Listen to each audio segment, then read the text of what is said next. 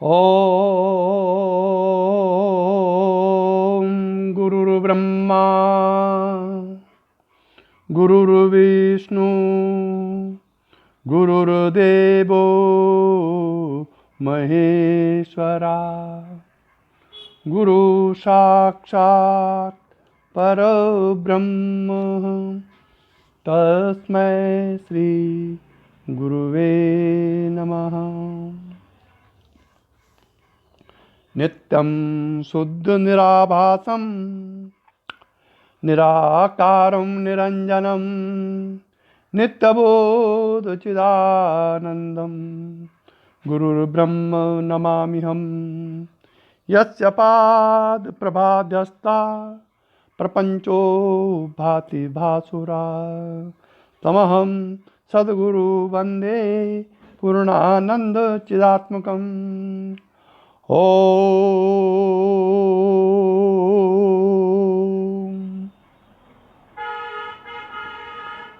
परम कारुणिक भक्त वत्सल भगवत स्वरूप सद्गुरुदेव श्री देवेंद्र विज्ञानी जी महाराज के चरण कमलों में प्रणाम करते हुए इस परंपरा के सभी साधकों की आध्यात्मिक उन्नति की प्रार्थना श्री चरणों में करते हुए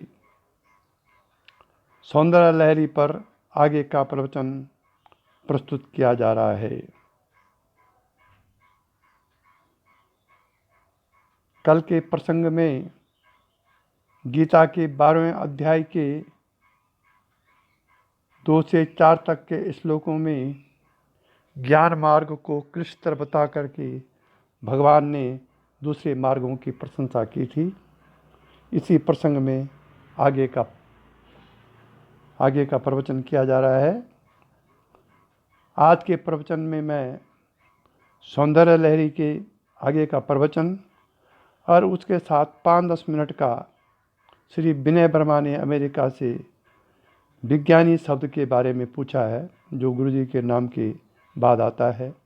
उनके गुरु के नाम भी के बाद आता था, योगेंद्र विज्ञानी और देवेंद्र विज्ञानी। इस विज्ञान शब्द के बारे में उन्होंने पूछा है कि इसके बारे में आप किन कारणों से ये विज्ञान शब्द हमारी गुरु परंपरा गुरुओं के नाम के बाद पड़ा है। तो 5-10 मिनट के लिए मैं इस पर प्रवचन करूंगा, वो भी गुरुजी के कहने के आधार पर। अब सौंदर्य लहरी पर पहले प्रवचन सुनिए आप। आगे गीता के 12वें अध्याय के दूसरा श्लोक है कि मय्या वेश्या मनो ये माम नित्य युक्ता उपासते। मय्या वेश्य मनो ये माम नित्य युक्ता उपासते। और फिर 7वां श्लोक है 12वें अध्याय का, तेषाम अहम समुद्धरता मृत्यु संसार सागरात भवामी ना चरि चिरात पाथ मय्या वेशित चेतसाम। ये 2 श्लोक का उदाहरण स्वामी जी ने यहाँ प्रस्तुत किया है। यहाँ मय्या वेश मना आ रखा है ना, अथवा मय्या वेश चेतस, दोनों एक ही हैं। ये मय्या वेशित मना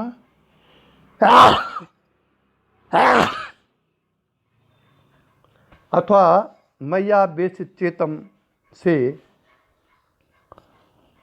आनंद का आवेश का ही अभिप्राय है। देखिए, दीक्षा के बाद एक होता है आनंद आवेश, और उसके आनंद आवेश के बाद जब आप ज्ञान पर आरूढ़ होते हैं तो आनंद का आवेश समाप्त हो जाता है और ज्ञान का तो कोई आवेश होता नहीं है। ज्ञान तो एक बहुत अंतर्मुखी चीज है, इसका आवेश नहीं होता, इसका विवेक होता है। इसीलिए शंकराचार्य ने सौंदर्य लहरी में पहला पाठ आनंद लहरी का लिखा, क्योंकि पहले आनंद आवेश होता है जब भगवान की प्राप्ति का मार्ग मिलता है, और उसके बाद सौंदर्य लहरी का पाठ उन्होंने लिखा है। तो पहले आनंदावेश है, वो आनंदावेश के बाद ही फिर ज्ञान में जाते हैं। इसीलिए दीक्षा पहले पहले अलौकिक अनुभव कराते, विशेषकर शक्तिपात दीक्षा, उसमें आवेश आते हैं। इसलिए आनंद के आवेश का अभिप्राय है मैया वैश्य मना, मन मुझसे आवेशित हो जाना। मैया आवेश मना या मैया आवेशित चेतस, मेरे लिए मन का आवेश होना, क्योंकि ज्ञान का आवेश तो नहीं हो सकता। आवेश सदा आनंद का ही हुआ करता है। ज्ञान मार्ग अहम ब्रह्मास्मि, अयम आत्मा ब्रह्म, प्रज्ञानम ब्रह्म और तत्वमसि महावाक्यों के श्रवण मनन और निधिध्यासन का मार्ग है। ज्ञान मार्ग है। और दूसरा योग का मार्ग है।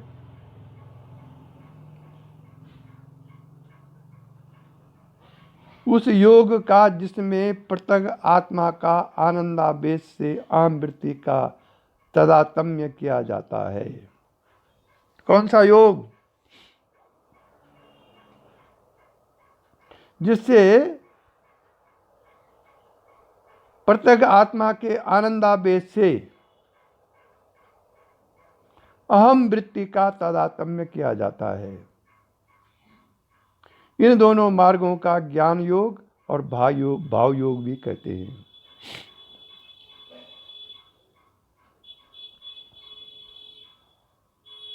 ज्ञान योग और भाव योग।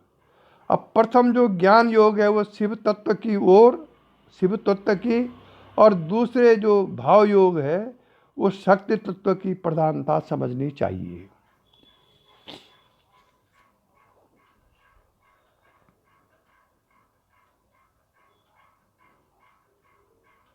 वैष्णव संप्रदायों की, और दूसरे में शक्ति तत्व की प्रधानता समझनी चाहिए।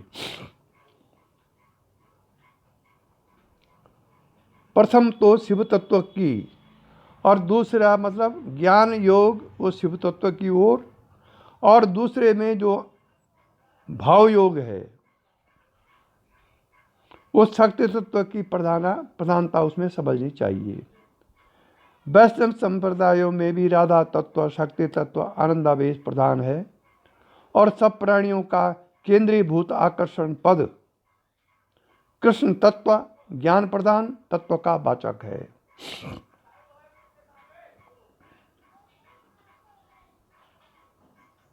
परंतु वैष्णव संप्रदायों का द्वैत भावना उपासक को परम तत्व का आभोग मात्र प्रदान कर सकती है, और उस आभोग से तादात्म्य भाव न कराकर अपूर्ण रह जाती है।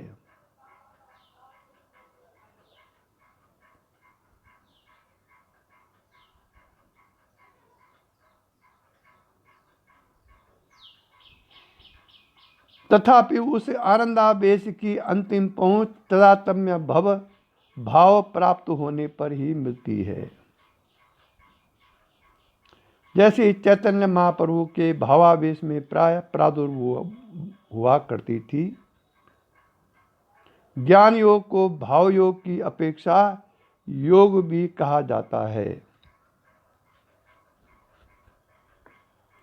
अब आभोग मात्र ये शब्द क्या है यहाँ पर, ये मेरी समझ में नहीं आ रहा है। परम तत्व का आभोग मात्र प्रदान कर सकती है। अब ये गलत छपा हुआ है या क्या है, पर आभोग मात्र मेरी समझ में नहीं आ रहा है।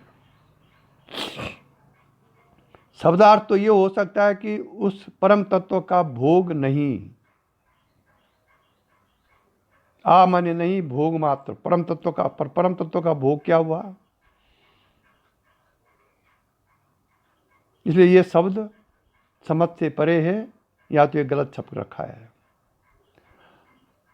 तथापि उस आनंदावेश की अंतिम पहुंच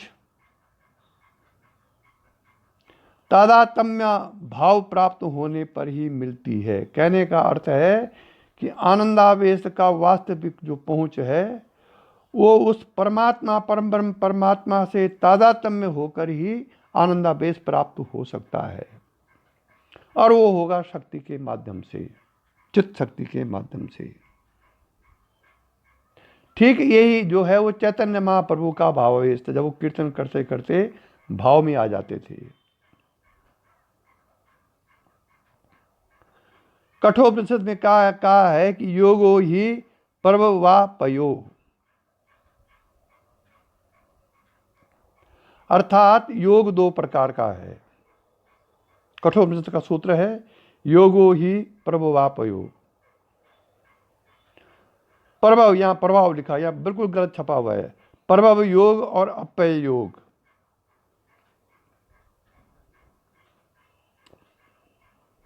ये कठोपनिषद का है।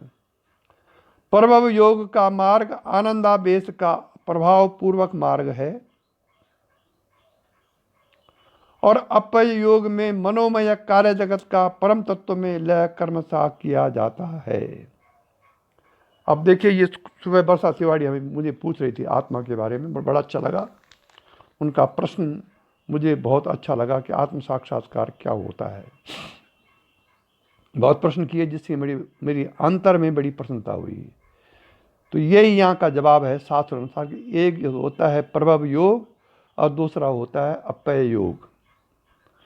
प्रभव योग का मार्ग आनंदावेश का प्रभाव पूर्वक मार्ग है, और अपय योग में मनोमय कार्य जगत का, ये देखिए अब ये जब आपका मन, मनोमय कोश या ये जो कार्य जगत है अंदर बाहर, आपके अंदर जो कार्य चल रहा है, जो दृश्य चल रहे हैं, जो संस्कार चल रहे हैं, और बाहर ये जो कार्य जगत है, ये दोनों कार्य जगत का जब परम तत्व में लय हो जाता है तो उसको कहते हैं अपय योग। यही आत्म साक्षात्कार की अवस्था है। अंदर बाहर का दृश्य जब आत्मा में लीन हो जाए और आपको ये भी पता न चले कि मेरा नाम क्या है, मैं कौन हूँ, कहाँ बैठा हूँ, ध्यान बैठा हूँ कि नहीं बैठा हूँ, एक ऐसी अवस्था जहाँ आपको कुछ भी पता न चले, वही आत्म साक्षात्कार की एक अंतिम सीढ़ी है। उस सीढ़ी के बाद जब उस सीढ़ी का पहिया आप लास्ट में रखेंगे, उस सीढ़ी के लास्ट पायदान पर जब आप पांव रखेंगे, उसके बाद आत्मा है। और ये धीरे धीरे होगा, एक साथ नहीं होगा। जब लगातार आप समाधिस्थ होंगी, लगातार ध्यान में शून्य अवस्था में जाएंगी, तब आत्मा का पर्दा, ऋतंबरा प्रज्ञा उदय होगी, और ऋतंबरा प्रज्ञा के बाद आत्म साक्षात्कार का उदय होगा। इसलिए प्रवचन में मैंने तेरे प्रश्न का उत्तर दे दिया।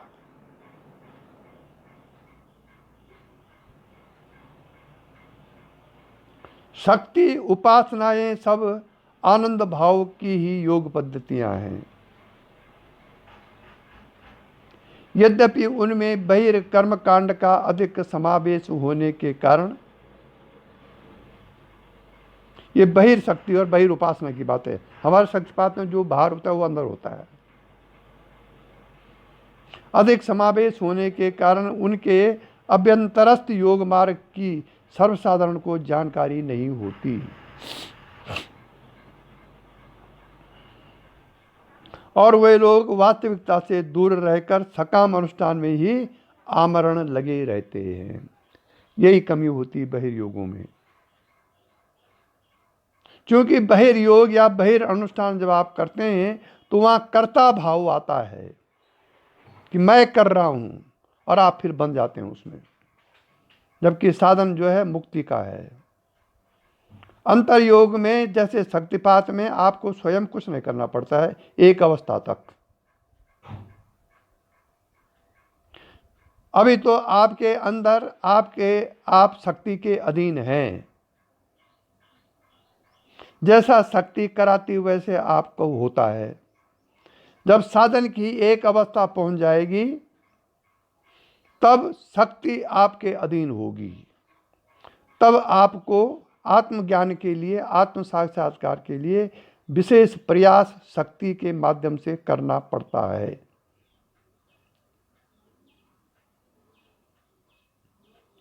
परंतु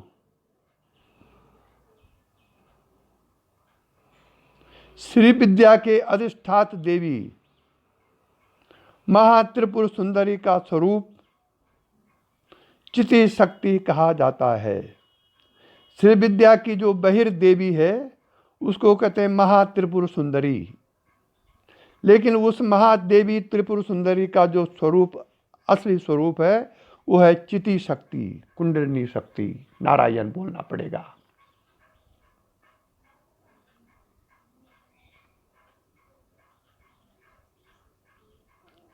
परंतु चिति शक्ति को चिन्मयी मात्र मानने से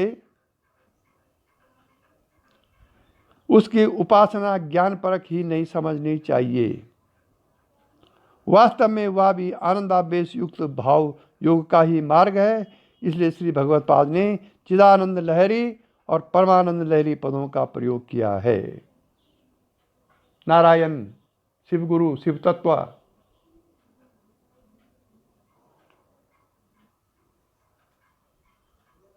और इसी के आधार पर फिर सगुण ब्रह्म की उपासना या सगुण पंचोपासना हमारे शास्त्रों में कही गई है।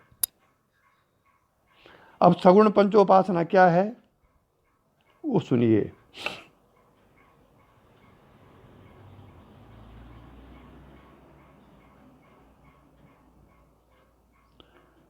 सनातन धर्म में सगुणोपासना के 5 मुख्य संप्रदाय हैं। पहला है वैष्णव संप्रदाय, दूसरा है शैव संप्रदाय, तीसरा है शाक्त संप्रदाय, चौथा है गणपत्य संप्रदाय और पांचवा है सौर संप्रदाय। ये 5 संप्रदाय सनातन धर्म में हैं।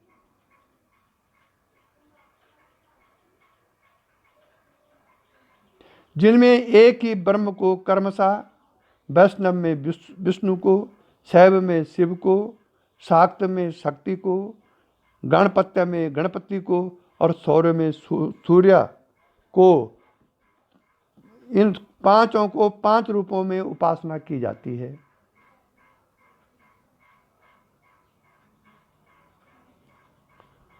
शंकराचार्य के पूर्व 5 संप्रदाय के अनुयायी आपस में द्वेष बुद्धि रखते थे और आपस में लड़ा करते थे। ये उत्तराखंड में भी बहुत पहले जो लोग बद्रीनाथ जाते थे वो केदारनाथ नहीं जाते थे, क्योंकि बद्रीनाथ तो शैव संप्रदाय का तीर्थ माना जाता था और केदारनाथ बद्रीनाथ तो विष्णु संप्रदाय का तीर्थ माना जाता था और केदारनाथ शैव संप्रदाय का। तो पहले लोग बद्रीनाथ ही जाते थे, केदारनाथ वही जाते थे जिनके शिव में उठी।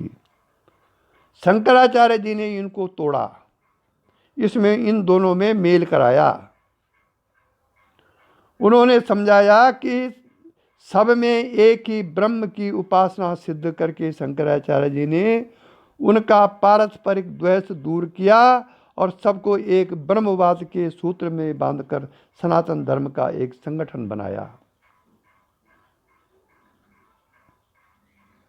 उसी के बाद उत्तराखंड में शक्ति की पूजा होनी शुरू हो गई थी, क्योंकि शाक्त संप्रदाय भी तेजी से बढ़ने लग गया था। इसलिए उत्तराखंड में देखिए कि हर जगह देवी के मंदिर आपको मिलेंगे, शक्ति के पुजारी वहाँ थे और वो पंडित पुरोहितों ने उसका अलग अर्थ लगा करके फिर बलि प्रथा चलाई। तब से सभी उपासकों का लक्ष्य ब्रह्म प्राप्ति माना जाने लगा। विष्णु का अर्थ सर्वव्यापी है, इसलिए ब्रह्मांड का स्वामी जो सगुण रूप से सबका पालन करता है विष्णु भगवान, बैठ जैसे से उपासन करने वालों का वो इष्ट है।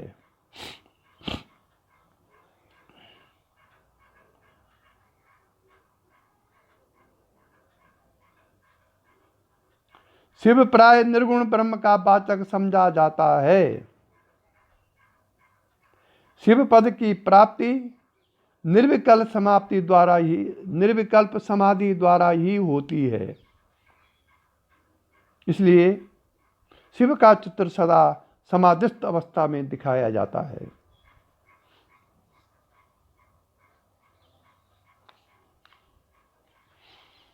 शक्ति परब्रह्म की शक्ति है जो सारे विश्व में व्यक्त होकर अनेक रूप धारण कर रही है। यहीं से शक्ति पूजा चली थी। गणपति शिव शक्ति के योग में समाधि में उदय होने वाली ऋतंभरा प्रज्ञा का ज्ञान भंडार है।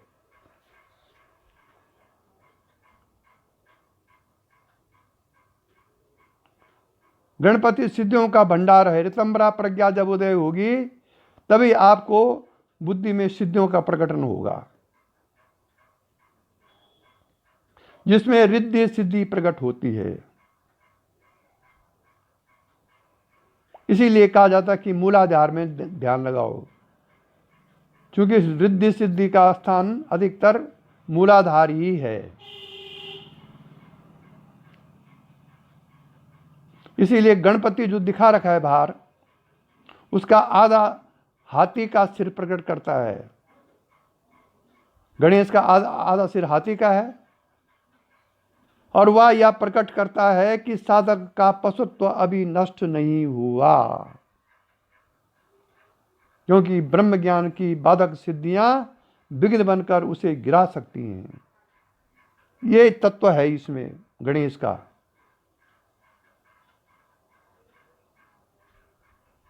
परंतु ज्ञान तो स्वयं ब्रह्म ही है।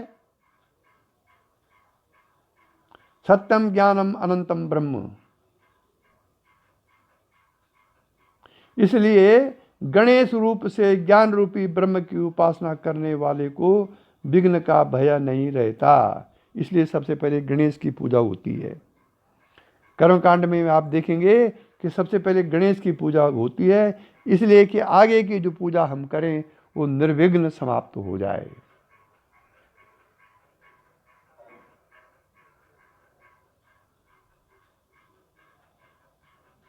इसलिए पुराने जमाने में उत्तराखंड में गणेश सबसे पहले खोली में गणेश रहता था।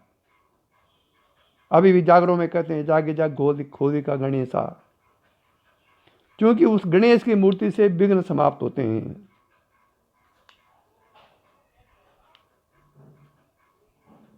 और सूर्य सारे विश्व का प्राण माना जाता है, इसलिए उसको ब्रह्म के रूप में उसकी उपासना की जाती है। ये 5 प्रकार के संप्रदाय भारतवर्ष में जो थे, शंकराचार्य के उदय के बाद ये 5 संप्रदाय में जो राग द्वेष था वो समाप्त हो गया, क्योंकि इन्हीं 5 संप्रदाय में के आधार पर ब्रह्म की उपासना ही शंकराचार्य जी ने बताई।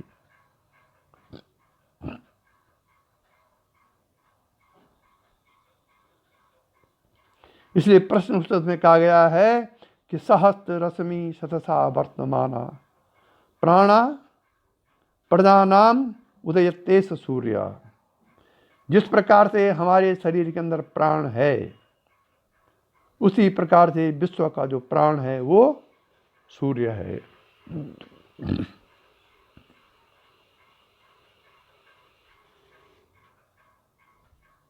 हमारे शरीर के अंदर का सूर्य है प्राण, क्योंकि जब प्राण जगता है, प्राण जब क्रियाएं करता है, तभी ज्ञान इंद्रियां, कर्म इंद्रियां, मन बुद्धि प्राण चित्त अहंकार ये सब प्रकाशित होते हैं। और विश्व का प्राण है सूर्य। इसलिए उपनिषद कहता है कि सहस्त्र रश्मि सदा वर्तमान प्राणा प्रदानाम उदयते सूर्य। इसलिए प्राणोपासना करने वाले के लिए सूर्य भी ब्रह्म का प्रत्यक्ष सगुण रूप है।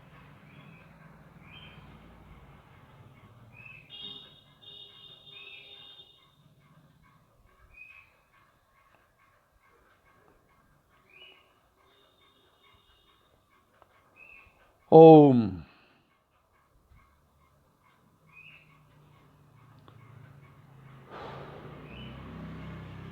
ज्ञान मार्ग से पहले उपासना का और योग का बड़ा संबंध है।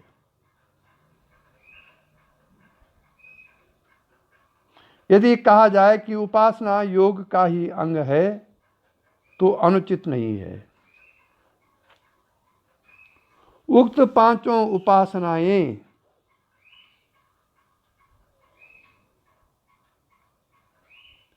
योग से किस प्रकार गुंथी हुई हैं, यह भी संक्षेप में बताने का मैं प्रयत्न करूंगा।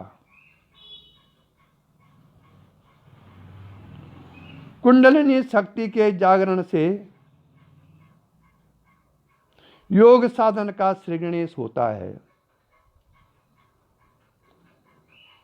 उससे पहले की जितनी भी विद्याएं हैं, जितने भी पूजा जब तक हुए, सब पत्थर में बीज बोने के समान है। भले उसमें मन में भावना उत्पन्न होती है, लेकिन आत्म मार्ग का ये सीधे मार्ग नहीं है। जब आपका शक्ति जागरण होगा तभी वास्तविक योग का श्री गणेश होता है। नारायण।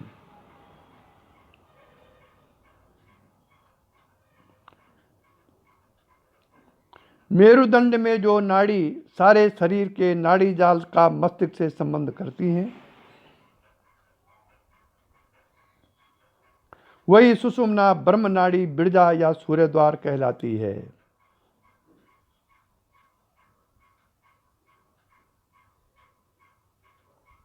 जिसके द्वारा भ्रू मध्यस्थ आज्ञा चक्र अथवा मूर्धा में प्राण ले जाए जा सकते हैं। श्रीमन नारायण।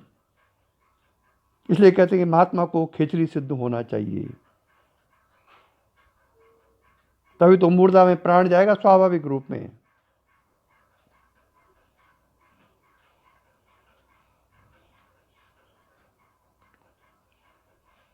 जो योगी प्रयाण समय इस प्रकार भ्रू मध्य अथवा मूर्धा में प्राण ले जाकर प्राण त्याग करते हैं, वह ब्रह्म में लीन हो जाते हैं। ये योग मार्ग है।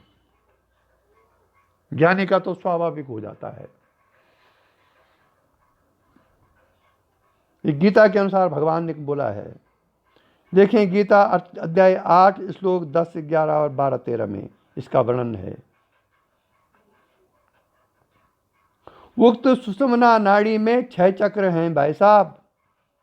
इन चक्रों के नाम है गुदा के पीछे मूलाधार, उपस्थ के पीछे स्वादिष्ठान, उपस्थित मतलब जहाँ पर इंद्रिय स्थान है उसके पीछे स्वादिष्ठान, नाभि के पीछे मणिपुर, हृदय में अनाहत, कंठ में विशुद्ध और भ्रूमध्य में आज्ञा। ये 6 चक्र क्रमशः, अब देखिए 6 चक्र है ना पिंड के अंदर, नारायण बोलना पड़ेगा। और ये 6 चक्र किसके वो हैं, प्रतिनिधि किसके हैं ये 6 चक्र? पृथ्वी, जल, अग्नि, वायु और आकाश और मनस्तत्व के स्थान है। ये बाहर आ गए। पृथ्वी का है मूलाधार, जल का है स्वादिष्ठान, अग्नि का है मणिपुर और वायु का है अनाहत चक्र, कंठ का है आकाश चक्र और भ्रूमध्य आज्ञा का है मनस्तुत चक्र। मन यही लीन होता है आज्ञा चक्र में, उसके बाद शिव का स्थान है। अब देखिए कितने रहस्यमय ढंग से इसका वर्णन हो रखा है। मूलाधार जो पृथ्वी का स्थान है, उसका रंग है, पृथ्वी का रंग है पीत, मतलब पीला। जल का रंग होता है श्वेत। अब देखिए आप पिंड और ब्रह्मांड की एकता। अग्नि का रक्त होता है लाल, रक्त वर्ण का अग्नि का जो कलर होता है।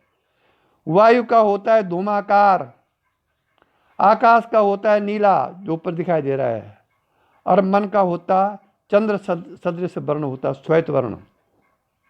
ये इन 5 चक्रों के वर्ण हैं। ये रंगों द्वारा, कलर्स द्वारा इसको दिखाया गया है। क्यों दिखाया गया है? ठीक इसी प्रकार से सगुण ब्रह्म में जो विष्णु भगवान की सर्वव्यापकता है, उन 6 अस्त्रों को दिखाने के लिए भगवान विष्णु के नीचे पीतांबर धोती पहनी हुई है उनकी। पीतांबर मतलब पीला कलर, वो पृथ्वी का द्योतक है। देखिए क्या हमारा सगुण ब्रह्म ठीक निर्गुण ब्रह्म को दर्शाने के लिए शास्त्रकारों ने ऐसा किया है। भगवान विष्णु की जो मूर्ति, खड़ी मूर्ति है कृष्ण की या विष्णु की, उसके नीचे पीली धोती लगा रखी है, पीतांबर धोती लगा रखी है। तो पीतांबर धोती का जो वह है सिंबल, वह है पृथ्वी का। और फिर विष्णु की मूर्ति में स्वादिष्ठान के निकट चांदी की मेखला बंधी हुई है, वह है जल का सिंबल। नाभि पर माला गूंथी हुई है, वह है अग्नि का सिंबल। नाभि पर माला में गूंथा हुआ रक्त है, वो अग्नि का सिंबल है, मणिपुर चक्र का। और वक्षस्थल को धूम्राकार वर्ण वाला बताया गया है, वह है आकाश का। और कंठ को नीला रंग, भगवान विष्णु का नीला रंग दिखाया गया उसमें। और मस्तक पर चंद्रवत चमकने वाला दिखाया जाता है। तो ये जो विष्णु की मूर्ति दिखा रखी है, वो भी इसका आधार भी ये 6 चक्रों के आधार पर दिखा रखा है, जिसका सिंबल है पृथ्वी, जल, अग्नि, वायु, आकाश, मनस्तत्व। तो 6 चक्र व्यष्टि भाव में भी हैं और 6 चक्र समष्टि भाव में भी हैं। ये इसका वास्तविक तात्पर्य है। इसलिए ब्रह्मांड और पिंड में व्यापकता दिखाने के लिए ही भगवान का चित्र इस प्रकार खींचा जाता है।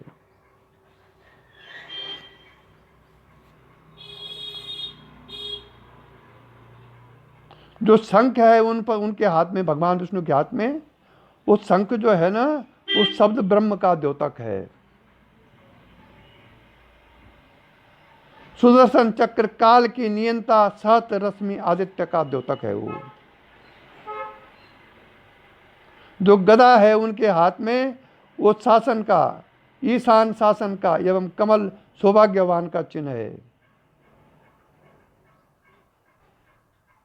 गरुड़ इस बात को प्रकट करता है कि भगवान के नाम स्मरण से पृथ्वी से ब्रह्मलोक तक गति हो सकती है, इसीलिए उनका जो वाहन है वो गरुड़ है। अब ये देखिए, तत्व ज्ञान को समझाने के लिए शास्त्रों ने क्या क्या रचना रची है, या अथवा 6 चक्र भेद द्वारा सब तत्वों का भेद करके शास्त्रार्थ में पहुंचा जा सकता है। ये आपका शक्तिपात में आ गया, ये कर्मकांड में सगुण ब्रह्म में आ गया, ये शक्तिपात में आ गया, और ऊपर जो लिखा गया वो वेदांत में आ गया। अब इन तीनों का समन्वय श्रीमद् शंकराचार्य जी ने कर रखा है। और फिर लास्ट में देखिए, प्राणी वो महाखग है जो सुषुम्ना में प्रणव भगवान को लेकर सहस्त्रार्थ तक की ओर दौड़ता है, वो प्राण का काम है। इसलिए कहा गया शास्त्र में कि प्राणान सर्वान परमात्मनि प्राणम प्रणामयति एतस्मात् प्रणवा। जो मन बुद्धि प्राण को अपने साथ ले जाकर के सहस्त्रार्थ में विलीन कर दे, वही ओम प्रणव कहलाता है। नारायण बोलना पड़ेगा। इसलिए ओम की महिमा शास्त्रों में बहुत अधिक है। अगर आप ओम बोलना शास्त्र सम्मत जानते हो, तो उस ओम के उच्चारण के साथ आप अपने मन को सहस्त्रार्थ में ले जा सकते हैं और विलीन कर सकते हैं। और जहाँ से ओम बिना उसको प्राप्त किए वापस लौटता हो, समझ लो वही आत्मा की सीमा है। नारायण।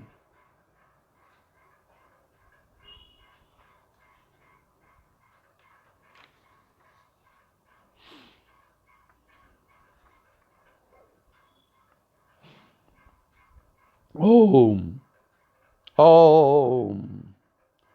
शिव का रूप पर ब्रह्म है, जो प्रकृति सहित सब तत्वों का लय स्थान है।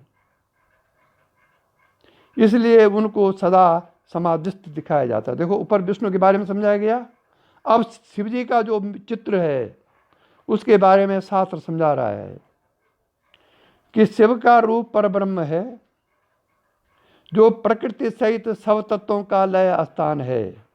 वर्षा तिवारी जरा ध्यान से सुने।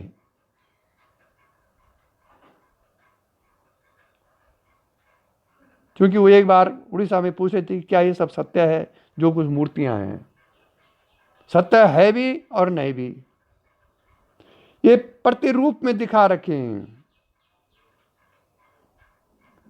सिंबल में दिखे, सिंबल है भगवान शिव का, शिव के अंदर ये गुण है। शिव का रूप पर ब्रह्म है, जो प्रकृति सहित सब तत्वों का लय स्थान है।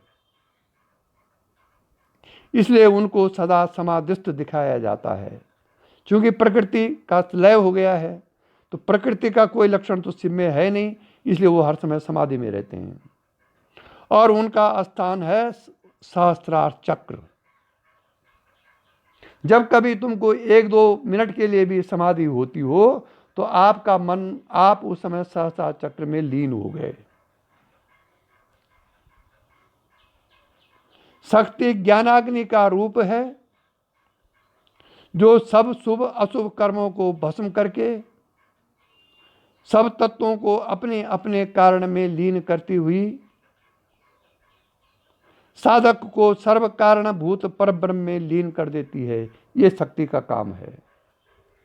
इसीलिए कहता हूं कि साधना में बैठो, क्योंकि जो आप लगातार साधना में बैठेंगे, इस शक्ति का डेवलपमेंट होता रहेगा और यह शक्ति आपको ऑटोमेटिकली उसका अनुभव कराएगी जिसकी कि आपको प्यास है।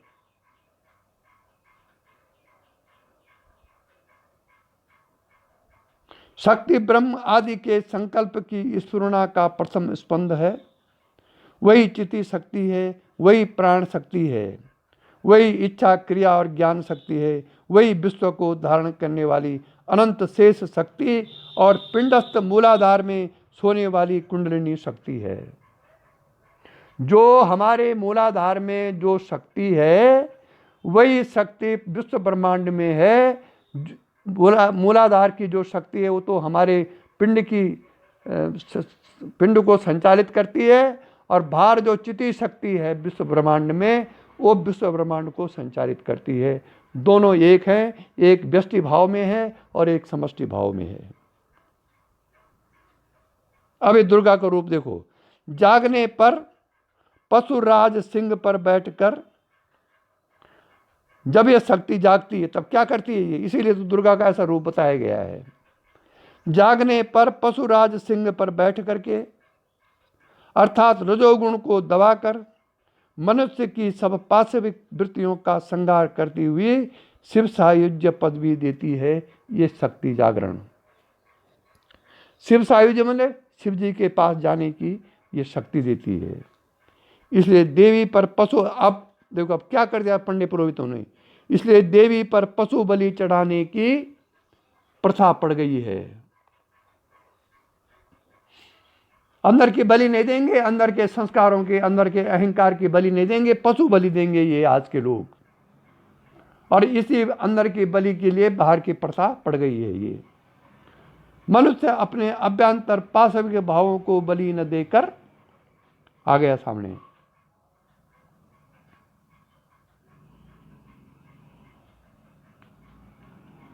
मनुष्य अपने अभ्यंतर पाशविक भावों की बलि न देकर बाह्य बलि देते हैं और हिंसा करके जगत जननी को संतुष्ट करना चाहते हैं।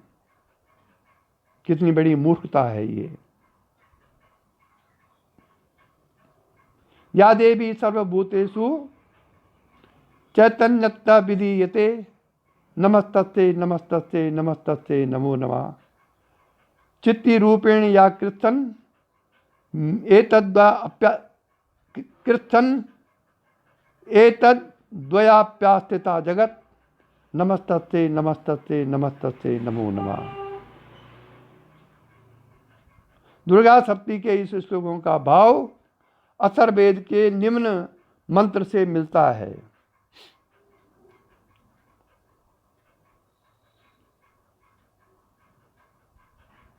जिसका अर्थ है कि सब प्राणियों की चेतना भगवती का स्वरूप है। इसलिए हिंसा करना, ये बलि प्रथा करना, भगवती की हिंसा करना है। अथर्ववेद में ये मंत्र है कि ते देवा उपशिक्षन सा अजानात बधू सती ईसा वत्स से या जाया सा वर्ण महाभारत। उन देवताओं ने जानना चाहा कि इस शरीर में किसका वर्ण अर्थात प्रकाश है। ये अथर्ववेद का श्लोक है। तब वह सती बधू, वो देवी, वो भगवती सती बधू उनकी इच्छा को जान गई और उसने बताया कि ईश्वर की जाया, जाया माने पत्नी है, वह इस वर्ण का आवरण करती है। शक्ति मतलब ईश्वर की पत्नी के रूप में दिखाया गया इसमें। वो ही इस शरीर में प्रकाश करती है।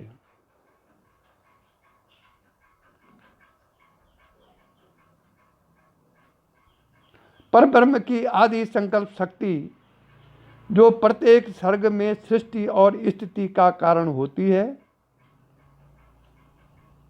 और प्रलय के समय संहार रूपिणी बनकर समस्त त्रिलोक को भस्म करके शंकर की अंग विभूति बनाती है, वही महामाया ज्ञानियों को भी मोह में डाल रही है।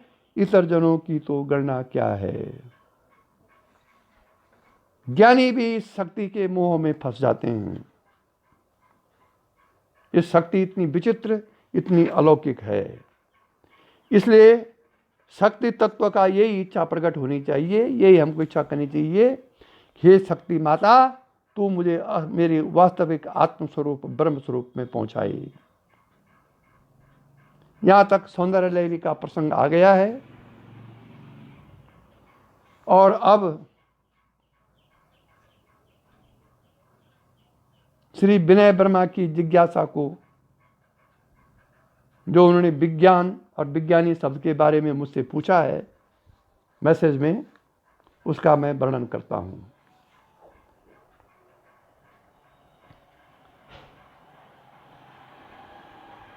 बात संभवतः ये 1949 और 50 की है,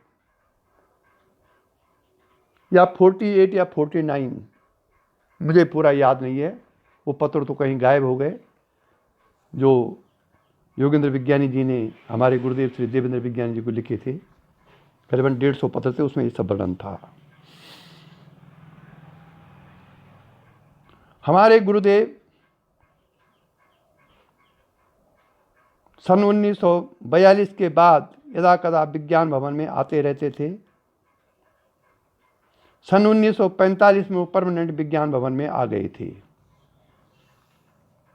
15 अप्रैल सन 1945 को मेरे गुरुदेव श्री देवेंद्र विज्ञानी जी महाराज, उस समय उनका नाम देवेंद्र पाल सिंह था, वह विज्ञान भवन में आ गए थे। जाति न पूछो साधु को पूछ लीजिए ज्ञान, शास्त्र कहता है। और सन 1948 से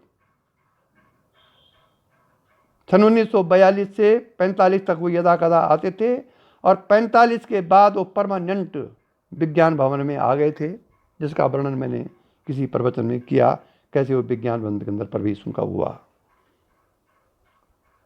सन 46 में योगानंद ब्रह्मचारी जी ग्रस्त हो गए।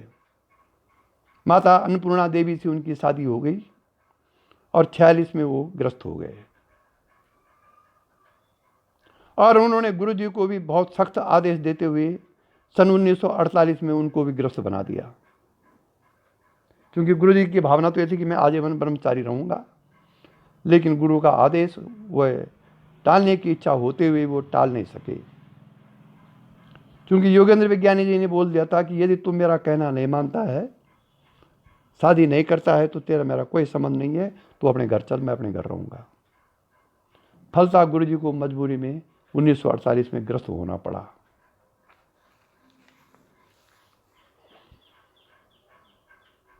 गृहस्थी के बाद दोनों गुरु चेला ग्रस्त हो गए थे, विज्ञान भवन में रहते थे।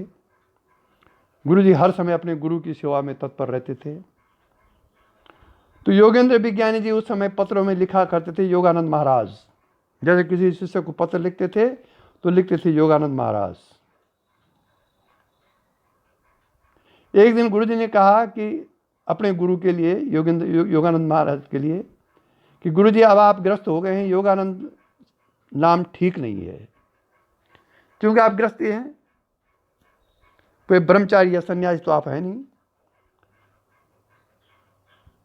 इसलिए मैं विचारता हूं कि आपका नाम योगानंद की जगह योगेंद्र विज्ञानी होना चाहिए, क्योंकि विज्ञान शब्द गुरु जी को जीवन पर्यंत बहुत रुचि कर रहा है।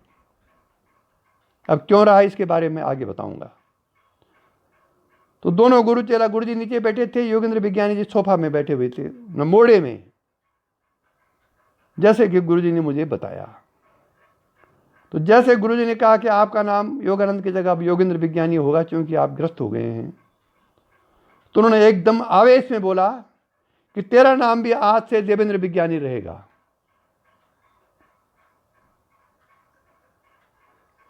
और उसके बाद ही श्री योगानंद महाराज योगेंद्र विज्ञानी के नाम से प्रसिद्ध हुए और श्री देवेंद्र पाल सिंह जी देवेंद्र विज्ञानी के नाम से प्रसिद्ध हुए। योगेंद्र विज्ञानी का नाम मेरे गुरुजी ने रखा हुआ है उनका, और उसके बाद इन्होंने इनका नाम रखा।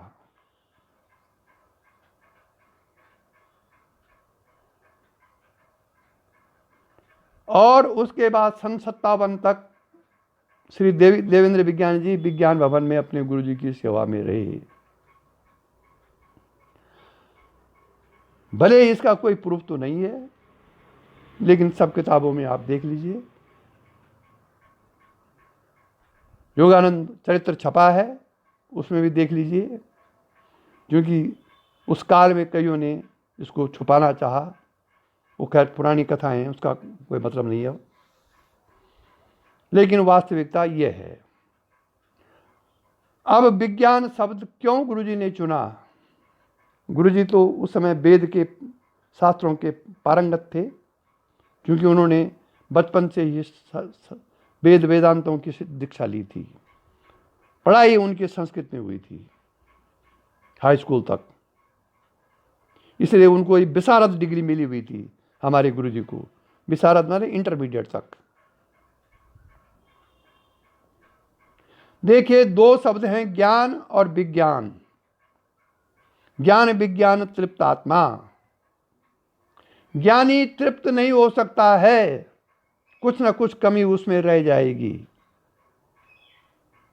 जिसने आत्म साक्षात आत्म का ज्ञान प्राप्त कर दिया है, शरीरांत तक कुछ न कुछ कमी उसमें शरीर संबंधी, मन संबंधी, ये कुछ न कुछ जीव भावापन संबंधी रह जाएगी।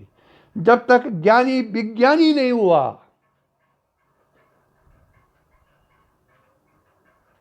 तब तक वो तृप्त आत्मा नहीं हो सकता है। इसीलिए गीता में कहा है ज्ञान विज्ञान तृप्त आत्मा। ज्ञान तो आपको अपने स्वरूप का हो गया, अपनी आत्मा का ज्ञान हो गया, लेकिन वही आत्मा जब तक हर जगह दिखाई न दे, यहां तक कि सुअर में भी, सांप में भी, हाथी में भी, चींटी में भी, वैश्या में भी, पत्नी में भी, सबसे खराब चीज संसार में जो भी, उसमें अगर अंतरात्मा में आत्मा न दिखे तो आप ज्ञानी तो हो सकते हैं, विज्ञानी नहीं हो सकते हैं।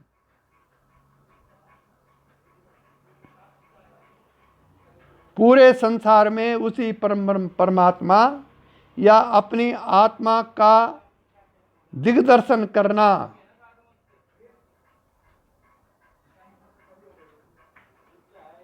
या पूरे विश्व ब्रह्मांड में जो कुछ है, सूर्य, चांद, तारागण, चंद्रमा, छोटी सी छोटी प्राणी और बड़े से बड़ा प्राणी, उन सब में एक ही तत्व का जब तक दर्शन नहीं होगा, तब तक आप विज्ञानी नहीं होंगे।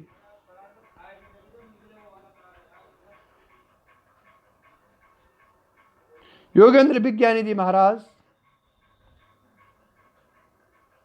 शक्ति भावापन्न अवस्था में